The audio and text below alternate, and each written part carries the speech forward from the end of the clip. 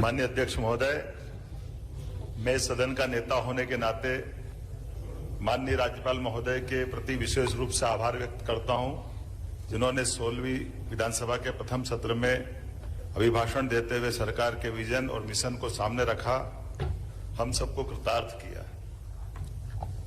माननीय महोदय, अयोध्या, मथुरा, माया, काशी, कांची, अवंतिका, पुरी द्वारा वतिष्ठे और सप्तैते मोक्षदायिका, ऐसी 7 दुनिया की पवित्रतम नगरियों में से एक नगरी अवंतिका है। हमारा सौभाग्य, ऐसी नगरी के हम इस राज्य के निवासी भी हैं और मैं वहां से आता हूं जिसका कभी अंत नहीं हुआ। ऐसी अवंतिका की इस नगरी के एक सामान्य से मील मजदूर के परिवार के बालक को ये केवल भारतीय जनता पार्टी ही कर सकती है, जिसने एक छोटे से मजदूर परिवार के बच्चे को लाकर के मुख्यमंत्री के पद तक पहुंचाया।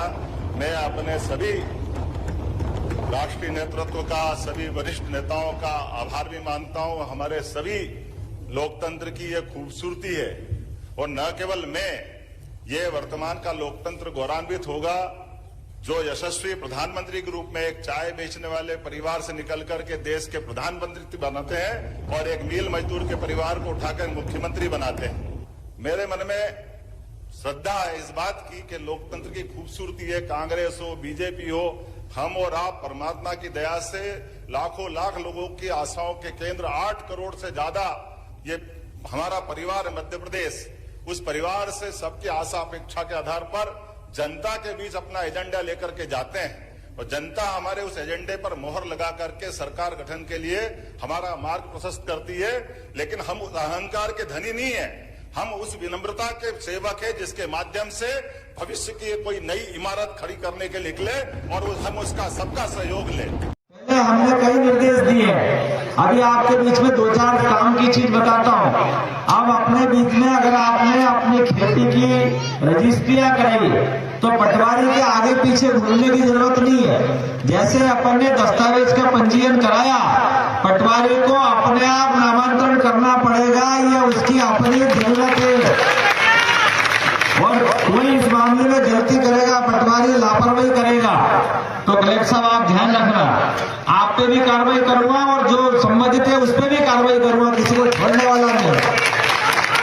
सरकारी अधिकारियों का काम है वो कितने बड़े अधिकारी हो लेकिन मुस्तैदी से काम करे, लापरवाही नहीं करे। जो जो सरकार ने निर्देश दिए हैं प्रत्येक निर्देश का सख्ती के साथ पालन कराना यह हम सब का दायित्व बनता है और सरकार के मुखिया होने के नाते से ये हमारी भी जवाबदारी है कि हमने जो निर्देश दिए उसका मैदानी रूप से पालन हो रहा कि नहीं हो रहा, उसका पालन भी करके देखना और पालन करने में संवेदनशीलता के साथ, जनता के साथ तो संवेदनशीलता है लेकिन अधिकारी कर्मचारियों की छूट नहीं है, उनकी लापरवाही बर्दाश्त नहीं करेंगे। उस मामले में कड़ाई जो करना है वो सब करेंगे लेकिन जनता के हित में जो हो सकता है वो भी लगातार करते रहेंगे। हम आपसे ही बात करने आए भोपाल से चल के और ये आखिरी बार नहीं है, ये शुरुआत है।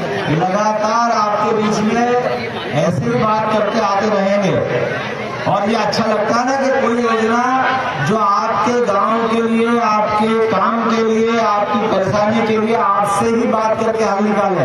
अच्छा है कि नहीं है? अगर नहीं तो ताली बजा के बताओ ये अच्छी बात है। तो इसी को, इस सिलसिले को अपन चालू कर रहे हैं, इसका नाम दिया जन संवाद।